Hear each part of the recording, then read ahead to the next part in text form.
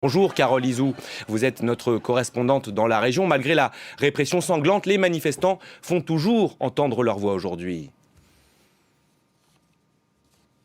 Bien sûr, des importants rassemblements encore aujourd'hui à Rangoon, à Mandalay, à Tonji également, une ville dans l'état Shan, un état frontalier avec la Thaïlande. Des affrontements toujours violents qui voient l'usage de gaz lacrymogène, de balles en caoutchouc. Pour l'instant, aujourd'hui, on n'a pas de rapports qui font état de balles réelles ou de blessures mortelles, mais des affrontements donc qui se poursuivent avec une mobilisation évidemment légèrement en baisse par rapport à hier, et on peut comprendre que les Birmans soient sonnés par cette journée terrible d'hier qui avait une quarantaine de morts. En tout, ce sont au moins 50 personnes qui sont mortes sous les balles de la police et de l'armée depuis le début du mouvement de résistance civile contre la junte militaire. Beaucoup d'hommages sont rendus aujourd'hui à tous ceux qui sont tombés sous les balles de la police, et tout particulièrement à cette jeune femme, Kyolsin. Elle avait 19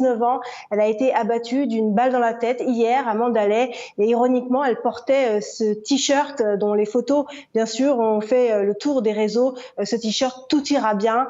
Elle savait qu'elle prenait des risques bien sûr, cette jeune femme, puisqu'elle avait inscrit sur son bras son groupe sanguin en cas de problème, et c'est ce que font dorénavant beaucoup de jeunes avant de sortir manifester. Une jeunesse birmane qui commence à se rendre compte peu à peu qu'il n'y aura peut-être pas, sans doute pas, d'intervention internationale, et que le peuple birman doit gagner cette bataille seul, alors même que les généraux ont déclaré hier de façon très ferme, et même d'une façon un peu avec une certaine bravade, on pourrait ajouter, que les sanctions de toute façon ne fonctionneraient pas, que la Birmanie est un pays qui a appris à fonctionner sous sanctions, qui a appris à fonctionner avec quelques rares amis, et que donc les sanctions économiques imposées par l'Occident ne seraient en aucun cas une solution à la crise birmane.